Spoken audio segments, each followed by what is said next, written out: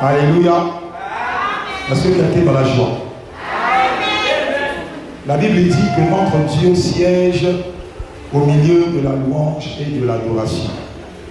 Lorsque nous louons Dieu, nous devons être joyeux. Amen. L'Esprit de Dieu est un esprit de joie. L'Esprit que Dieu nous a donné, ce n'est pas un esprit de tristesse, mais c'est un esprit de joie. Et nous bénissons le Seigneur parce que il y a 3 jours de cela, le Saint-Esprit nous avait mis une instruction dans le cœur. Il était important pour l'enfant de Dieu que tu es de réaliser un bilan de tout ce qui s'est passé pour toi cette année. Et nous avons eu le temps de partager avec certains bien-aimés ici sur le thème de cette fin d'année et de ce début d'année que nous avons intitulé l'autopsie avant la traversée. Est-ce que quelqu'un peut dire à son voisin l'autopsie avant la traversée? Alléluia. Mais aujourd'hui, nous n'allons plus parler de l'autopsie avant la traversée, mais nous allons parler de l'autopsie après la traversée. Alléluia. Parce que si nous étions encore en 2022, nous devrions parler de l'avant. Mais par la grâce de Dieu, nous venons de basculer. Nous n'allons plus parler d'avant, nous allons maintenant parler de l'autopsie après que tu aies traversé. Il y a un homme qui a dit que si tu fais des choses et à la fin tu n'obtiens jamais de résultat, mais que tu ne changes pas de méthode, tu obtiendras toujours le même résultat. Ce qui veut dire que même dans notre vie spirituelle, Dieu nous appelle à tout le temps faire preuve de renouvellement de l'intelligence. Le renouvellement de l'intelligence fait partie intégrante de ce que Dieu lui-même est. Dieu est un Dieu de changement constant. Dieu n'agit pas de la même manière comme s'il obéissait à un code. Mais la façon d'agir de Dieu change tout le temps. Quand la Bible dit que Jésus-Christ est le même hier, aujourd'hui et éternellement, la Bible parle de sa nature. Dans la nature de Dieu, il ne peut pas changer. Il est amour. Il est bonté. Il ne changera jamais cela.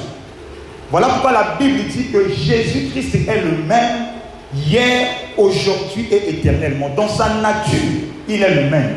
Mais dans ses actions, il change. Quelqu'un me comprend? Amen. Dieu est le même dans sa nature.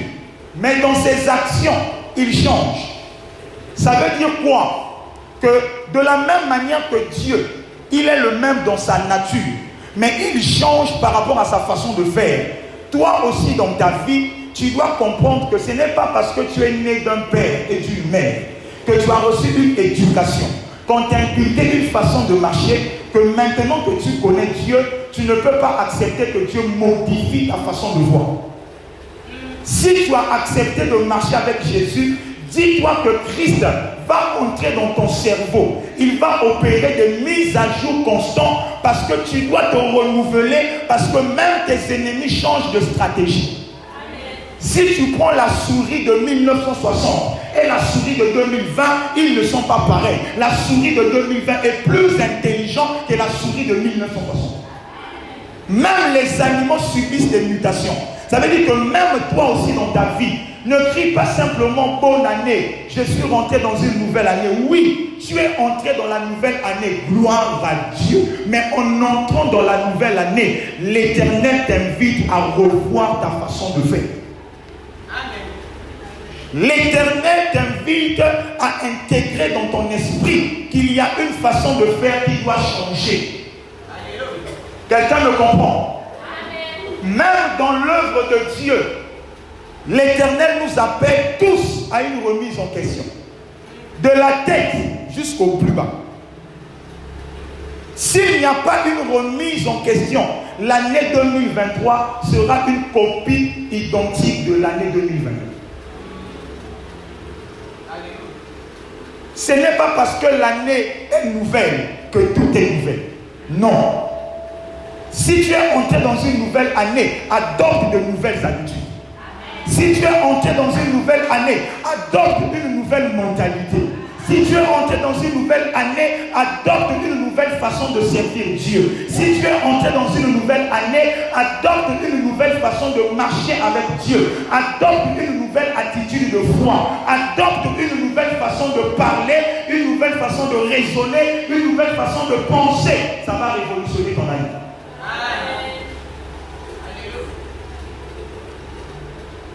L'autopsie après la préparation. C'est quoi une autopsie? Nous avions dit qu'une autopsie, c'est une pratique médicale qui consiste à découvrir ou à connaître les raisons qui ont emmené la mort d'une personne. C'est-à-dire lorsqu'une personne est décédée dans des conditions suspectes et on veut réellement savoir quelle est la cause de cette mort, on va pratiquer ce qu'on appelle une autopsie. Ça va permettre de révéler les causes de la mort. Qu'est-ce qui a emmené la mort dans la vie de la personne? Pour les bien-aimés qui étaient là avec nous, nous avions dit ceci. De la même manière que sur le plan physiologique, l'autopsie se pratique seulement lorsqu'une personne est morte, pour que l'on sache quelles sont les causes de la mort. De la même manière aussi dans notre vie, lorsque tu as fait le bilan de ton année et que tu as réussi à localiser les aspects de ta vie qui n'ont pas marché, tu dois chercher à faire une autopsie pour découvrir pourquoi dans ce domaine-là, ça n'a pas marché. Même si on aime dire que dans la vie, parfois, il faut foncer tête baissée. Non, dans la vie, parfois, quand tu fonces tête baissée, tu vas te cogner. Des fois, c'est mieux de foncer, mais la tête haute. Raison pour laquelle Dieu veut t'inviter pour cette année 2023 à apporter des changements dans ta façon de faire. Apporter des changements dans certains domaines de ta vie. Parce qu'en soi, ce n'est pas parce qu'un chiffre a changé que tu as changé. Le véritable changement, ce n'est pas le chiffre, mais c'est ton changement à toi. C'est ton changement à toi qui fera que l'année aussi devienne une autre année pour toi. Raison pour laquelle Dieu voudrait que l'Église de Dieu, les enfants de Dieu que nous sommes, que l'on ait le courage de reconnaître qu'en 2022, il y a des domaines de ma vie où j'ai vécu la mort. Mais je veux savoir pourquoi dans ces domaines-là j'ai vécu la mort. Parce que j'ai dit ici, il existe 3 types de mort. Il y a la mort physique, il y a la mort spirituelle et il y a la mort à soi-même. Ces 3 types de mort nous sont définis dans la parole de Dieu. Et dans la vie de tout un chacun de nous, tu peux être vivant physiquement, mais dans un domaine de ta vie, quelque chose est mort. Tu peux être physiquement vivante, mais sur le plan spirituel, tu es mort. Encore même, la mort peut simplement être le fait que dans ta vie, il y a quelque chose que tu fais qui ne marche pas. Il y a des choses que tu entreprends qui ne prospèrent pas. Il y a des choses que tu fais qui n'ont pas le résultat que tu aimerais avoir. C'est aussi un signe de mort. Parce que je dis souvent que la différence entre ce qui est dérobé et ce qui est mort, c'est que ce qui est dérobé disparaît. Mais ce qui est mort reste visible et inutile. Et quand dans ta vie tu constates que tu as des choses, mais ces choses-là n'ont pas de valeur, c'est le signe qu'il y a la mort dedans. Raison pour laquelle dans la vie, ne sois pas jaloux des personnes qui ont des choses que tu n'as pas, car tu ne sais pas dans quel état sont ces choses. Il y a des choses que tu convoites auprès des autres, mais en réalité ces choses-là, ce ne sont que des zombies, des morts vivants. Quand tu entres là, il n'y a pas la vie. L'Éternel Dieu veut que l'année 2023 soit une année différente pour toi. Que ce ne soit pas une année où tu vas subir les mêmes échecs, les mêmes difficultés, que tu vas pleurer pour les mêmes choses. Non, si tu dois pleurer, pleure pour d'autres choses, mais pas pour les mêmes choses que ceux de l'année dernière. Alléluia. Et je suis venu dire à quelqu'un ce soir que l'autopsie, c'est le fait de faire une rétrospection de sa propre vie. L'autopsie, c'est le fait de rentrer en soi-même et d'analyser sa vie et voir quels sont les domaines de ta vie qui nécessitent que Dieu vienne mettre de l'ordre. Tu n'es pas parfait.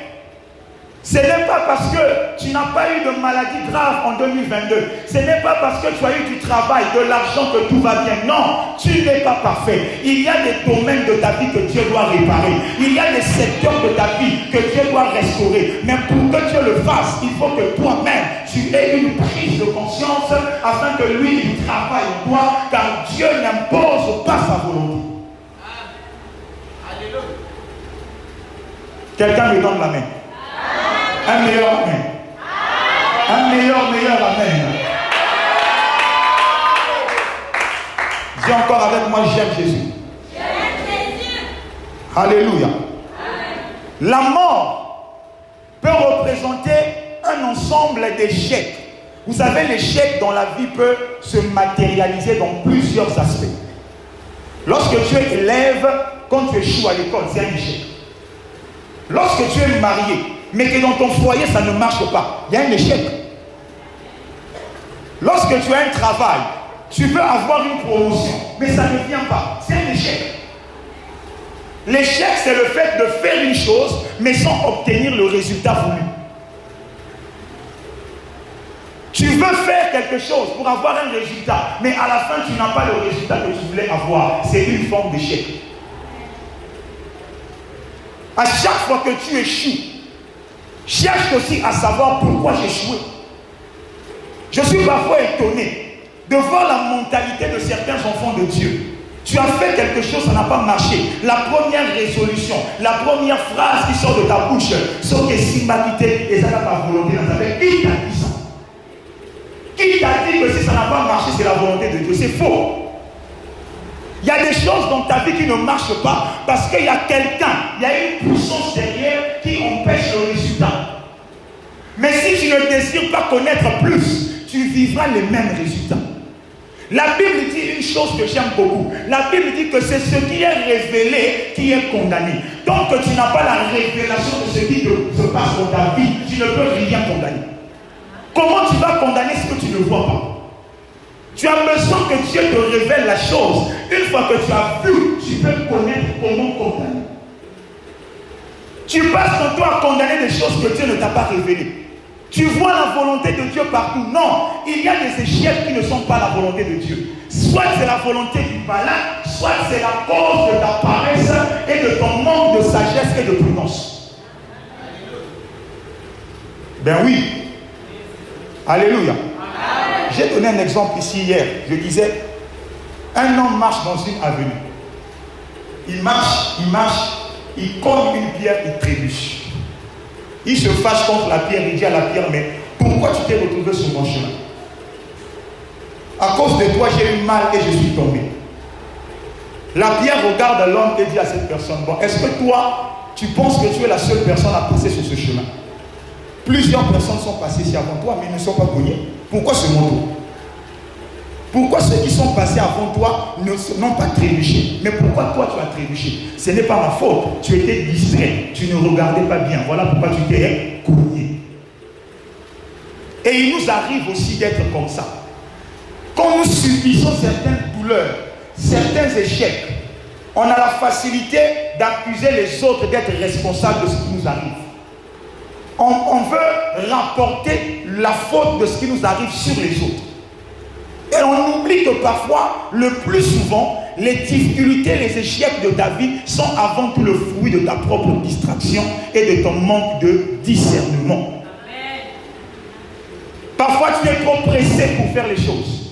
Parfois, tu fais les choses sans prendre le temps d'analyser le pour et le contre. Et quand tu échoues, tu accuses Satan. Satan n'a rien à voir. C'est ton manque de sagesse. Raison pour laquelle j'aimerais dire encore une chose qui va choquer quelqu'un. Dieu parfois, lorsqu'il regarde certaines personnes dans ce monde qui lui appartiennent, quand toi tu dis Seigneur bénis-moi, Seigneur donne-moi, Seigneur fais ça, quand Dieu te voit, il dit toi là, à ce niveau de ta vie, tu n'as pas besoin de réussir, tu as besoin d'échouer.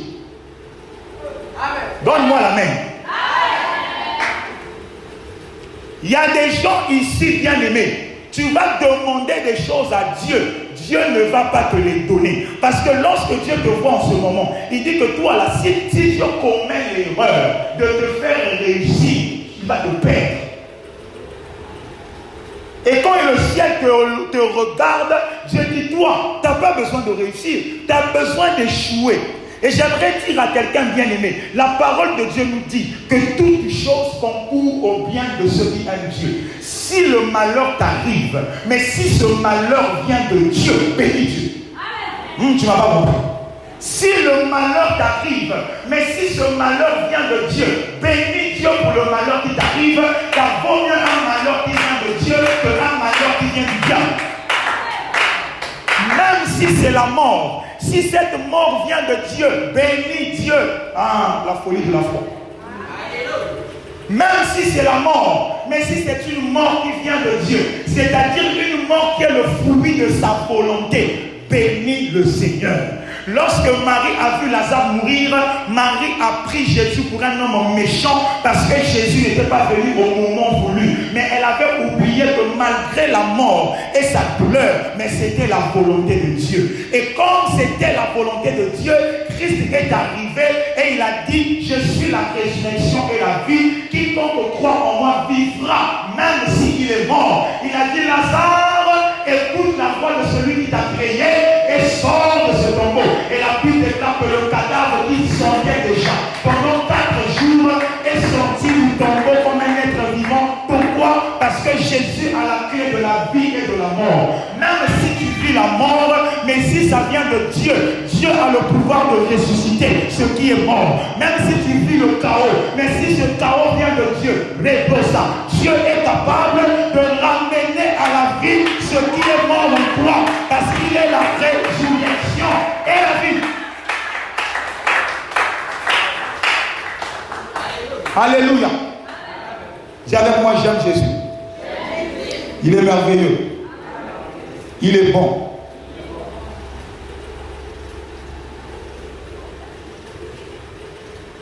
Bénis Dieu pour ce qui n'a pas marché en 2022.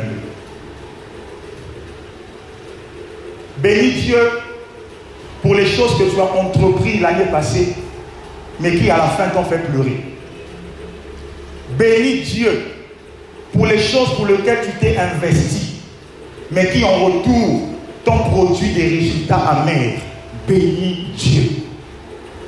Pourquoi je te dis de bénir Dieu? Parce que lorsque Dieu permet que dans ta vie que tu vives l'échec, c'est le signe que ce que Dieu va te donner demain sera tellement grand que tu n'auras pas droit à l'échec. Parfois Dieu te fait échouer maintenant pour que tu n'échoues pas dans le même domaine demain.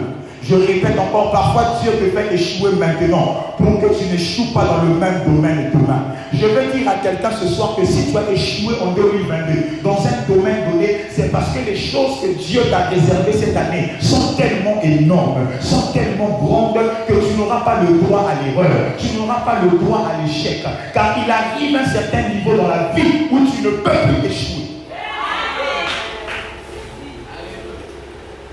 Il y a un temps où l'échec est permis.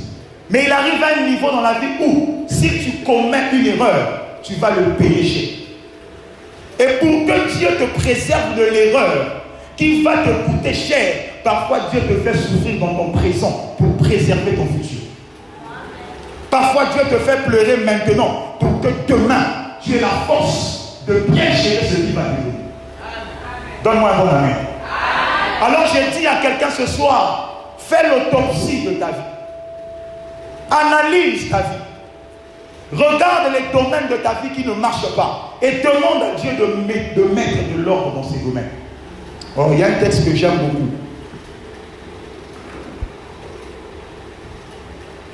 Un texte dans les Épîtres.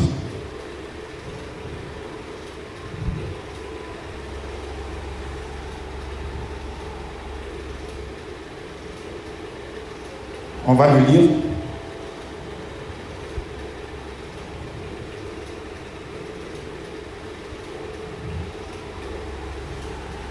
On l'a lu dans la semaine. C'est plutôt dans le livre de Marc toujours. La Bible dit, C'est Jésus qui parle, il dit, Marc chapitre 2, le verset 21 au verset 22, il dit, personne ne coud une pièce de drap neuf. Personne ne coud une pièce de drap neuf à un vieil habit. Autrement, la pièce de drap neuf emporterait une partie du vieux et la déchirure serait pire. Et personne ne met du vin nouveau dans de vieilles outres. Autrement, le vin fait rompre les outres et le vin et les outres sont perdus. Mais il faut mettre le vin nouveau dans des outres neuves. Alors, acclamons cette parole merveilleuse. Wow.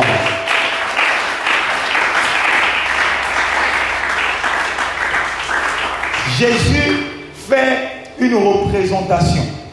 Il dit, tu ne peux pas prendre un vêtement nouveau et le rafistoler avec un vieux vêtement.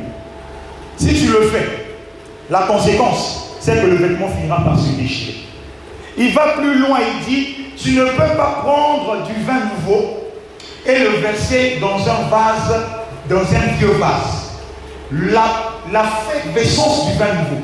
Le vin nouveau est tellement fermenté qu'elle va finir par briser le vieux vase. Qu'est-ce que cela veut dire? Le vin, c'est ce qui est extérieur au vase. Mais la finalité du vin, c'est qu'il doit entrer dans le vase. Paul, dans les épîtres, représente l'homme comme un vase. Le vase dont Jésus parle ici, c'est toi et moi. Le vin représente dans notre vie les choses nouvelles que Dieu veut que nous puissions intégrer dans notre vie. Un nouveau système de pensée, une nouvelle façon de parler, une nouvelle façon de faire que Dieu aimerait que tu intègres dans ta vie. Mais Dieu dit, tu ne peux pas prendre le vin nouveau et le verser dans un vieux vase. La conséquence, c'est que le vin nouveau sera incompatible avec le vieux vase.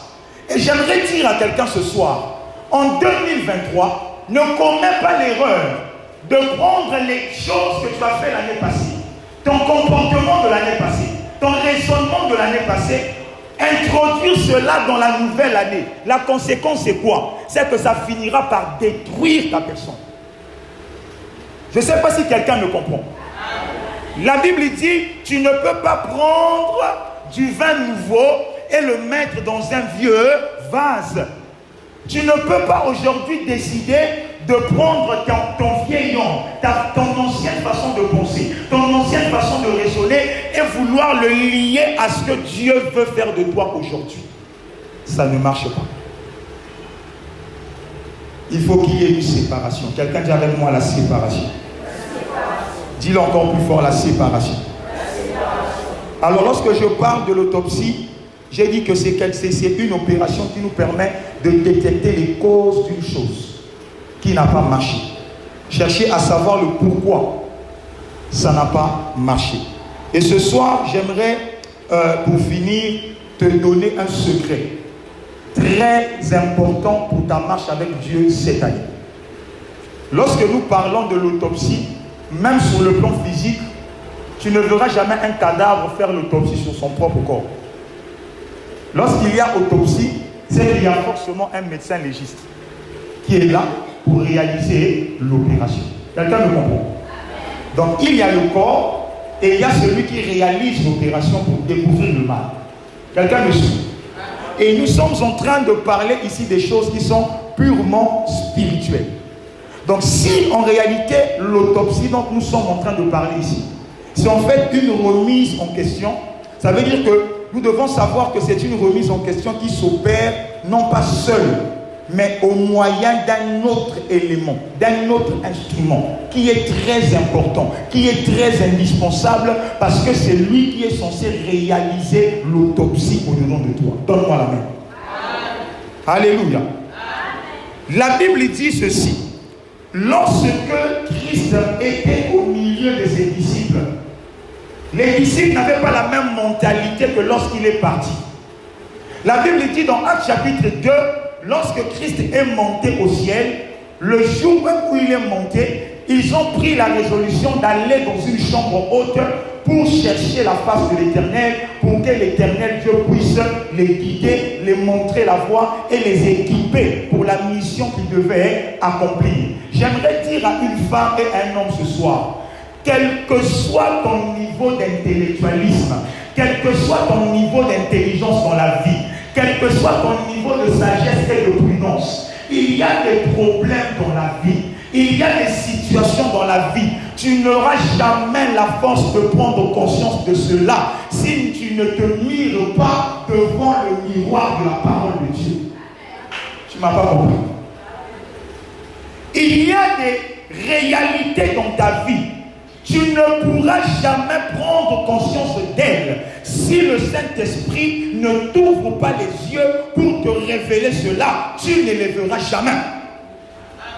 Même si tu es intelligent, même si tu es intelligente, mais s'il n'y a pas le Saint-Esprit de Dieu pour te révéler certaines choses dans ta vie, tu prendras pour le normal ce qui n'est pas normal. Est-ce que quelqu'un peut dire Amen? Dis avec moi, j'aime Jésus. Le Saint-Esprit a un rôle dans notre vie. Lorsqu'il s'agit de nous emmener à la prise de conscience, il n'y a pas meilleure force que le Saint-Esprit.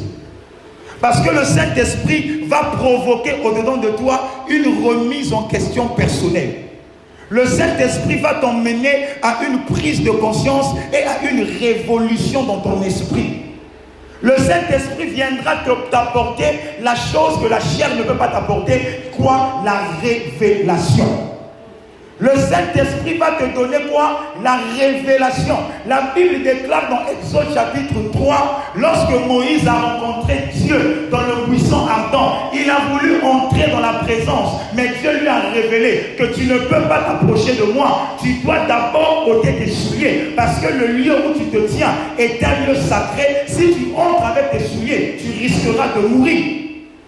Mais il y a des chrétiens qui entrent dans la présence de Dieu avec leurs souliers. Il y a des chrétiens qui cherchent Dieu, mais avec leur vieille nature. Il y a des chrétiens qui veulent vivre la main de Dieu, mais ils ne veulent pas changer. Ils ne veulent pas faire des mises au point de leur vie. Ils ne veulent pas abolir certaines choses et intégrer de nouvelles choses, mais ils veulent que Dieu fasse des choses nouvelles en eux. Non, Dieu ne peut pas te donner de nouvelles choses s'il n'a pas d'abord fait de toi une nouvelle créature. Dieu ne donne de nouvelles choses qu'à ceux qui acceptent d'être renouvelés par lui. J'aime Jésus. La nouveauté de Dieu appartient aux personnes renouvelées. Si Dieu ne t'a pas renouvelé, tu ne recevras pas de lui des choses nouvelles. Mais les choses nouvelles, ce sont les choses qui appartiennent à l'esprit. Le Saint-Esprit, c'est le médecin qui pratique l'autopsie afin de te révéler les causes de cette mort dans ta vie. Aïe, aïe, aïe. Je prie que l'Esprit de Dieu entre au-dedans de toi afin de te révéler les réalités de ta vie que tu ignores.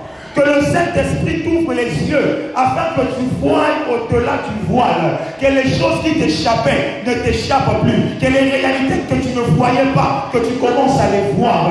Que les choses que tu ne palpais pas, que tu commences à les palper. Que les choses que tu ne visualisais pas, que tu commences à les visualiser. Parce que l'Esprit de Dieu qui fait tomber les écailles aura fait tomber les écailles de tes yeux et t'aura introduit dans une autre dimension de gloire. Donne-moi la même.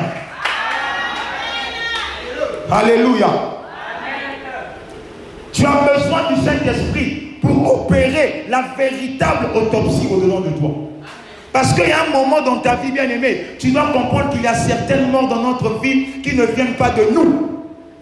Ça ne vient pas de ton comportement. Ça ne vient pas de ta vieille nature. Ça ne vient pas, bien-aimé, de toi-même. Mais ça vient d'une force qui est indépendamment de ta volonté. Alléluia. Dis avec moi, j'aime Jésus. Il est merveilleux. Il y a certaines morts dans ta vie qui ne viennent pas de toi, qui n'ont rien à voir avec ta condition, avec la vie que tu as, avec la réalité de ta famille. Vous savez, je vais vous dire une chose très profonde ce soir. Parfois dans la vie, il faut arrêter de vivre dans l'autoflagellation. L'autoflagellation, c'est quoi? C'est le fait de tout le temps se sentir responsable de ce qui t'arrive. Dès que un malheur t'arrive, tu aimes te blâmer toi-même, te faire du mal à toi-même, te condamner toi-même. Tu aimes toujours chercher au-dedans de toi la cause qui a fait que tu es responsable. Non! Tout ce qui t'arrive dans la vie ne veut pas forcément dire que tu en es responsable. Il y a des malheurs qui t'arrivent dont tu es responsable, mais il y a d'autres malheurs qui dépassent ton niveau de responsabilité. Mais pour que tu sois capable de les localiser, de les connaître, tu as besoin de l'œuvre de l'Esprit dans ta vie. Pourquoi ça n'arrive qu'à moi? Qu'est-ce que j'ai encore fait? Pourquoi je n'ai pas bien fait ceci? Pourquoi je n'ai pas bien fait cela? Bien aimé, à un moment donné, tu dois arrêter de te blâmer toi-même.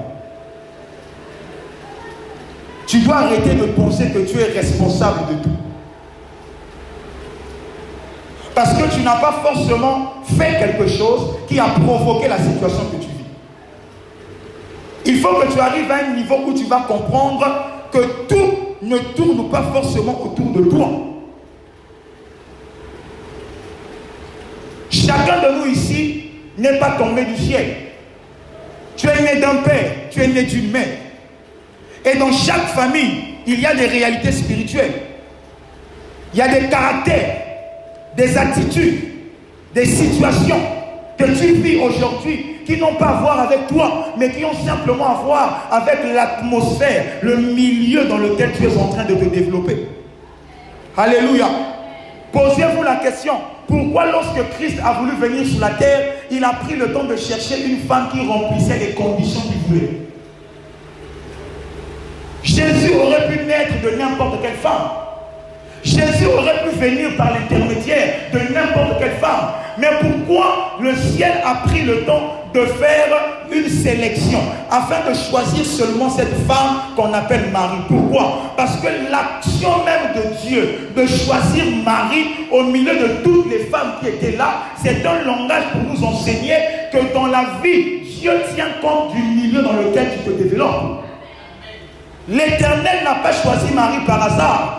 Dieu a choisi Marie parce que Dieu a vu l'environnement dans lequel elle avait grandi. Dieu avait vu que cette femme-là, même s'il y avait d'autres vierges, mais elle, au-delà d'être vierge, elle avait des qualités que d'autres n'avaient pas. Elle était née dans une famille qui l'ont inculqué des valeurs que d'autres femmes vierges n'avaient pas. Car tu peux être vierge, mais tu es une vierge folle. Mais elle était une vierge sage.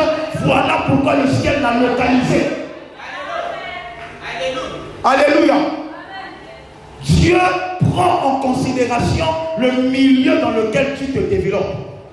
Il y a des problèmes que tu vis aujourd'hui, c'est simplement parce que tu es né, tu as grandi dans une atmosphère qui a emmené tout ça. Mais comment Dieu va te libérer de cette atmosphère d'obscurité, de négativité, si le Saint-Esprit n'est pas avec toi?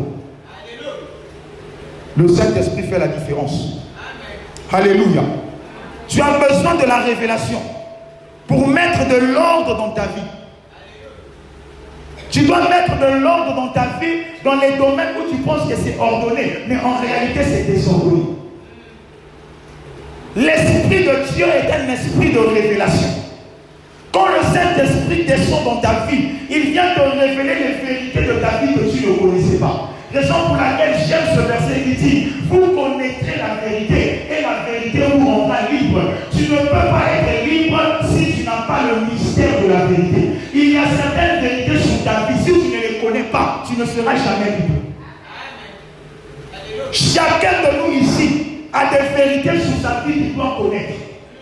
Il y a des choses qui se sont passées dans ta vie, au-delà du physique, mais qui ont une portée spirituelle, mais qui te réclament aujourd'hui. Tu as besoin de la révélation. La révélation t'apportera la vérité et la vérité te libérera.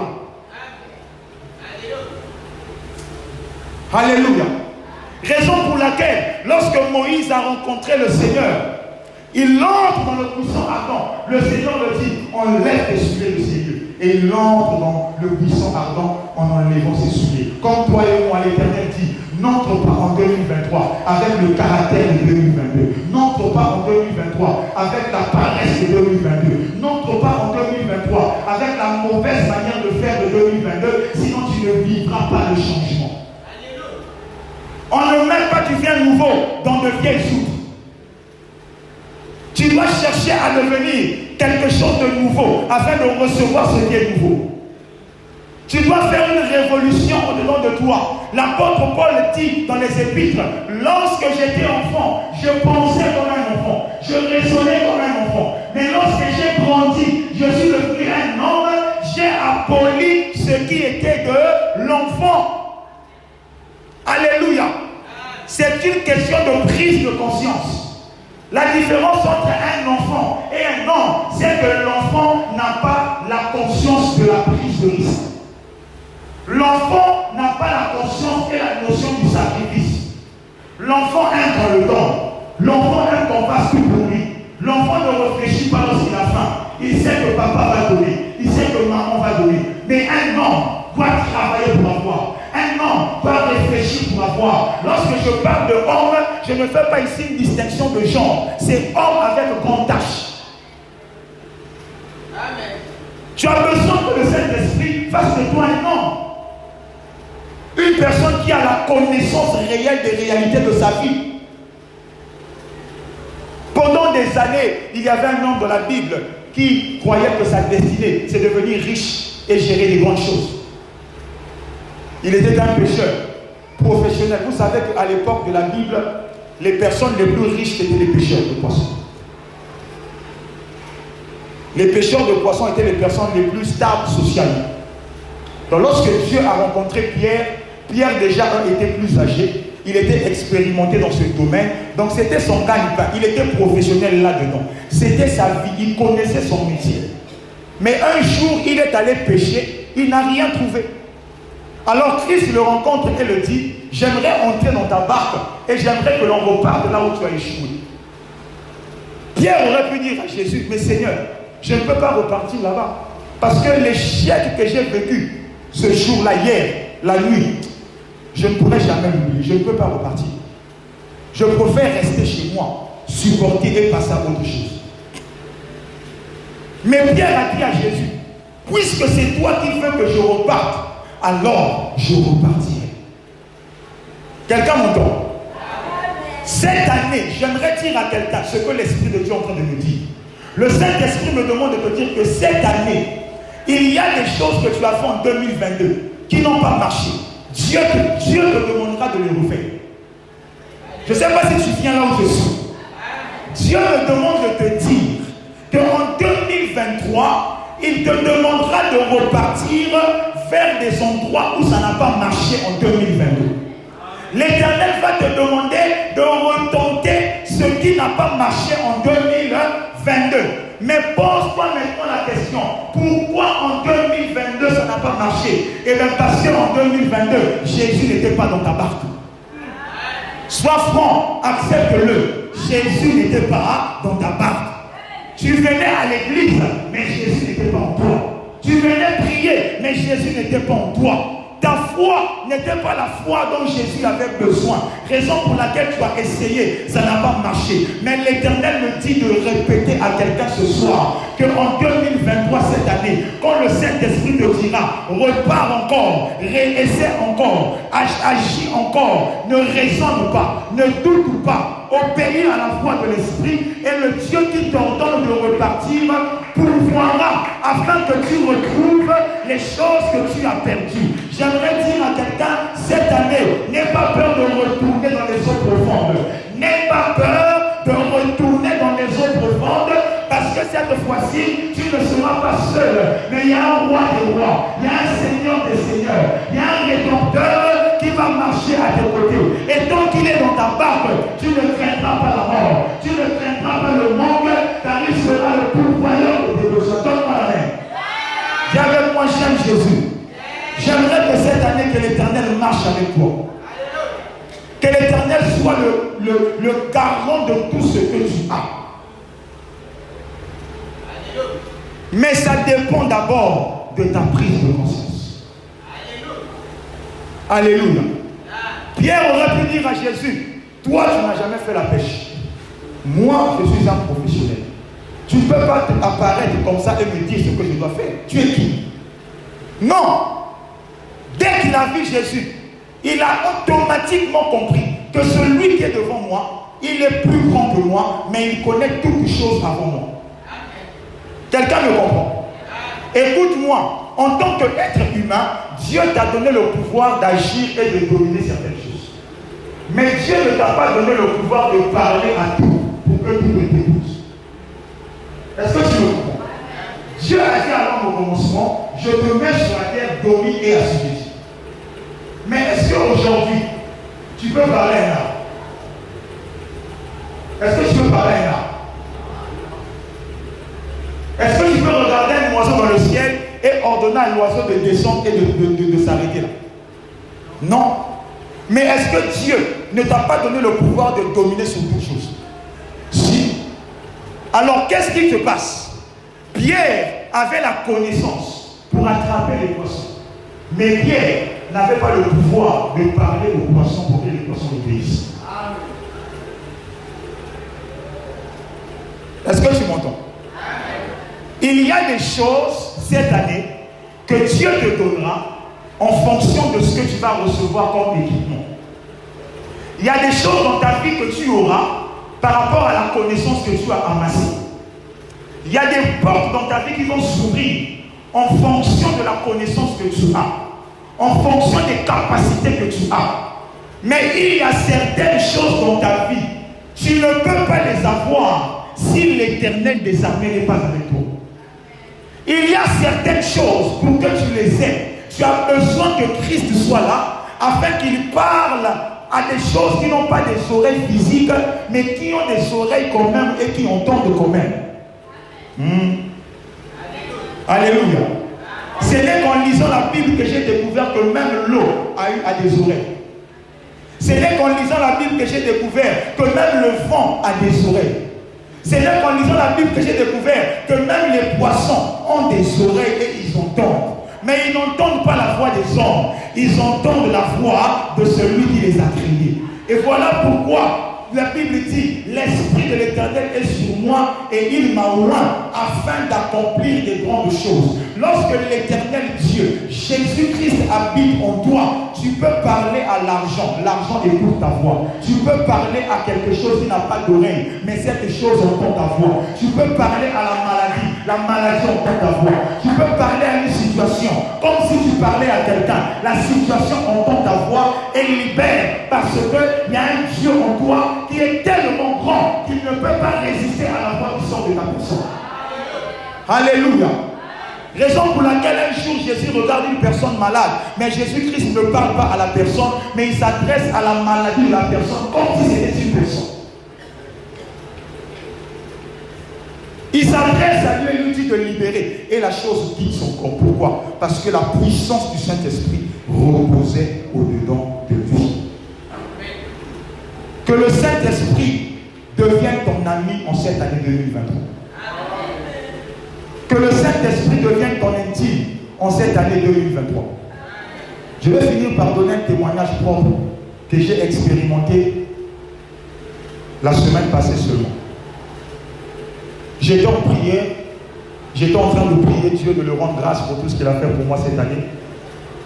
Et j'étais en train de demander à Dieu de m'aider à comprendre et avoir la révélation des choses que je n'ai pas bien fait, afin que je fasse mieux. Alors je priais, j'ai fait aucun songe, aucune vision. J'ai fini de prier et je crois que c'était le mercredi, le jeudi. Je suis sorti de la maison, je venais à l'église, je marchais. Et c'est pendant que je suis en train de marcher pour venir à l'église que la voix de l'Esprit a commencé à me parler. J'entendais cette voix comme si j'entends quelqu'un me parler. Mais je marchais dans la rue. Et moi, souvent, j'ai l'habitude, souvent quand Dieu me parle, j'aime répondre. Du coup, quand je marchais, j'entendais la voix me parler et je répondais. Je parlais et les gens me regardaient bizarrement. Ils disaient, oh, comment ce gars est en train de parler seul? Et je me sentais gêné. Mais je ne pouvais pas m'empêcher de parler parce que la voix me parlait. Je ne pouvais pas être insensible à cette voix. Et la voix a commencé à me questionner comme d'habitude. La voix a commencé à me dire, tu m'avais posé des questions, je suis venu te répondre. Je dis d'accord. Donne-moi les réponses. Il m'a dit, bon, c'est quoi ta préoccupation en soi? J'ai dit, bon, moi, ma préoccupation, c'est que cette année, j'ai comme l'impression que j'ai prié, mais je ne m'as pas exaucé.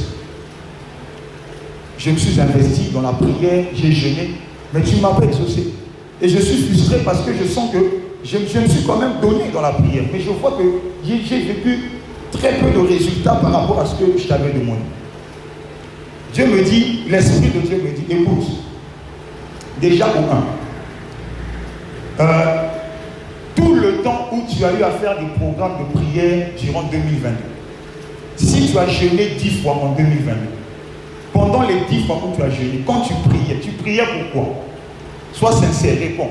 Moi-même, j'ai commencé à répondre, je priais pour moi, je priais pour mes besoins, je priais pour ceci, je priais pour que tu me donnes ça, je priais pour que tu me pourvoies ceci. Mais tu vois, donc sur 80% de tes prières, 90% de tes prières étaient tournées vers toi-même. Tes propres besoins, ce que toi tu veux. J'ai dit, mais est-ce que c'est un problème si je te demande des choses?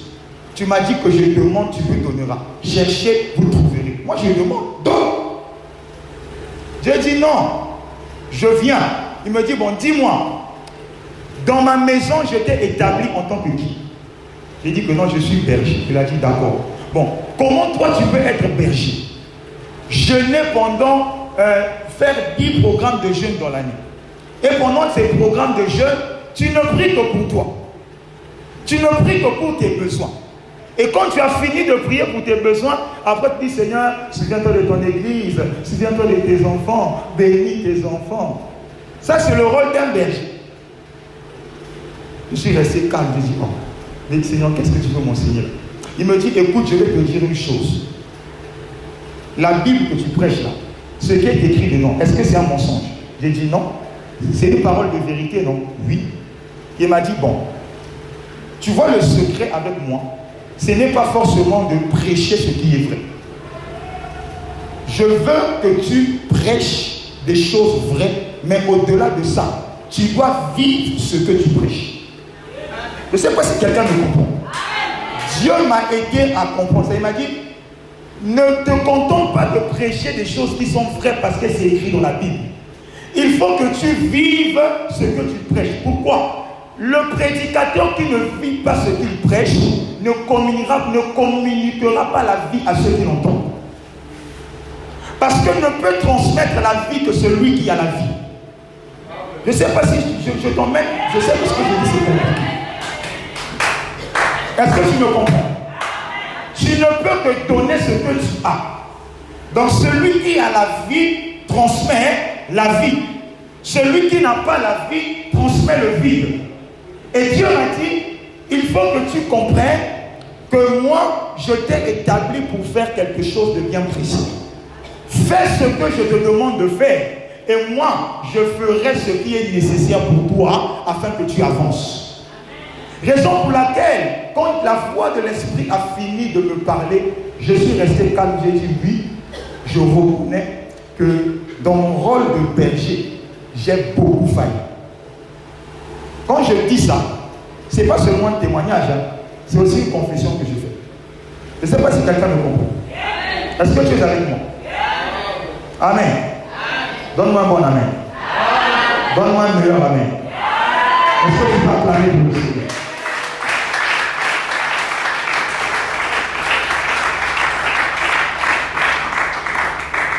Le Saint-Esprit m'a dit, fais l'autopsie de toute ton année 2022 et localise les domaines où tu n'as pas agi comme je le voulais. Et profite de la nouvelle année qui va commencer pour faire réellement ce que j'attends de toi. Alléluia. Et la voix de Dieu m'a ramené dans un passage où il est écrit, c'est l'œuvre de l'Éternel ton Dieu qui te bénira. Et tout ça, je le recevais pendant que j'étais en train de marcher de la maison jusqu'à l'arrêt de bus pour prendre mon déplacement et venir à l'église. C'est ainsi que lorsque j'ai reçu ce thème sur l'autopsie, j'ai dit, Je bénis le Seigneur. Pourquoi? Parce que l'Éternel Dieu, il est la personne la mieux placée pour te dire ce qu'il faut pour toi. Dieu n'a rien à gagner à devoir échouer dans la vie. Dieu ne peut pas tirer sa gloire lorsque tu deviens la risée de tout le monde. Dieu ne peut pas tirer sa gloire lorsque ta vie devient méprisable à un point où même toi-même tu as honte de toi. Dieu n'a pas sa gloire dedans. Dieu tire sa gloire lorsque l'homme se conforme à sa volonté. Dieu tire sa gloire lorsque l'homme écoute sa parole et décide de marcher selon cette parole. Je suis venu dire à quelqu'un ce soir, si tu es rentré en 2023, fais en sorte d'être un vase nouveau qui va recevoir le vin nouveau et qui va donner du goût à toutes les personnes qui vont le boire. Parce que je t'assure qu'en 2023, tu seras un grand vase. Tu ne seras pas un petit vase. D'autres personnes viendront puiser chez toi. Ah, tu n'as pas compris. Je dis des choses qui sont très profondes. Je dis que cette année, l'Éternel va faire de toi un grand vase. Tout le monde viendra puiser en toi afin de prendre ce qui est bon. De la même manière que au noces de Cana, Christ avait rempli les vases de vin nouveau et tout le monde s'est réjoui de ce vin. Je prie que ta vie en cette année devienne semblable à ce vin nouveau. Que les gens se réjouissent de ce que Dieu va faire dans ta vie. Que d'autres personnes aussi viennent puiser dans le miracle que Dieu va réaliser en toi. Que dans ta famille, que tout le monde soit étonné de ce qui va se passer cette année. Que dans ton entourage, que les gens soient surpris des choses extraordinaires qui vont se réaliser dans ta vie. Les choses que je déclare ici, ce sont des choses que tu reçois si dans ton cœur tu as la foi. Si tu crois, ces choses deviennent ton partage au nom de Jésus. Ta bénédiction ne sera pas que ta bénédiction. Elle sera la bénédiction de tes frères, la bénédiction de ta mère, la bénédiction de tes parents, la bénédiction de ta famille. L'Éternel va faire de toi un vase tellement grand, un vase tellement énorme que même moi, Mardoché, je viendrai puiser chez toi, je viendrai prendre chez toi, parce que les choses que Dieu va faire pour ta vie va dépasser mon entendement, va dépasser l'entendement d'Emmanuel, va dépasser l'entendement de tes conducteurs, va dépasser l'entendement de tes parents. Le monde ne comprendra pas qu'est-ce qui s'est passé, c'est le miracle de Dieu, parce que tu as accepté de faire la mise à jour de ton raisonnement, de ton système de pensée. Le ciel a décidé de libérer la gloire sur ta vie afin que tu deviennes une source de bénédiction. Donne-moi la main. Oh, dis avec moi, j'aime Jésus. Que le Seigneur fasse de toi un vase neuf. Que le Seigneur te remplisse d'un vin nouveau. Oh, donne-moi la main. Que le Seigneur te remplisse d'un vin nouveau. Et que ce vin nouveau fasse la joie de ton foyer. Oh, écoute-moi, toi qui vis un mariage chaotique, je dis qu'à partir de ce soir, lorsque le soleil va se lever aujourd'hui, quand tu vas mettre ton pied dans ta maison, tu vas dégager un nouveau parfum, tu vas dégager un nouveau parfum qui va ôter la mort dans ton foyer et va ramener la vie là où il y avait le chaos, la vie là où il y avait le désordre, la vie là où il y avait la sécheresse, parce que l'Esprit de Dieu est en train de libérer une onction, une bénédiction au travers de moi ce soir. Reçois-le au nom de Jésus. Que la nouvelle année soit un signe de nouveauté de vie pour toi. Que la nouvelle année soit un signe de choses nouvelles dans ta vie. Intègre de nouvelles choses et l'Éternel va réaliser aussi de nouvelles choses. Ne marche plus dans le raisonnement. Ne marche plus dans le doute, mais marche par la foi. La foi peut tout. La foi, c'est la chose la plus extraordinaire qui existe dans la vie. J'ai expérimenté la foi. Je sais de quoi la foi est capable. La foi, même quand elle est petite, quand elle vient de s'élever, elle peut déplacer des montagnes. Nourris ta foi. Nourris ta foi. C'est ta foi qui fera la différence. Nourris ta foi. Ta foi déplacera les montagnes devant toi. Nourris ta foi. Les larmes de tes yeux ne couleront plus. Nourris ta foi. La maladie que tu subis dans ton corps, tu ne le subiras plus. Nourris ta foi. Les oppressions que tu vis la nuit, tu ne les verras plus. Nourris ta foi. les montagnes vont tomber devant toi. Nourris ta foi et l'année 2023 sera pour toi une année de témoignage. Je suis en train de prophétiser pour dire ceci. Je crois que l'année 2023 sera une année où Dieu va nous faire vivre des choses qui vont dépasser notre entendement. Les gens vont dire que cette église-là est devenue une église des francs-maçons. Les gens vont dire que cette église est devenue une église mystique. Parce que Dieu va faire avec nous du tic au tac, du tout à coup. Ça ne viendra pas comme un processus, mais ça viendra tout à coup.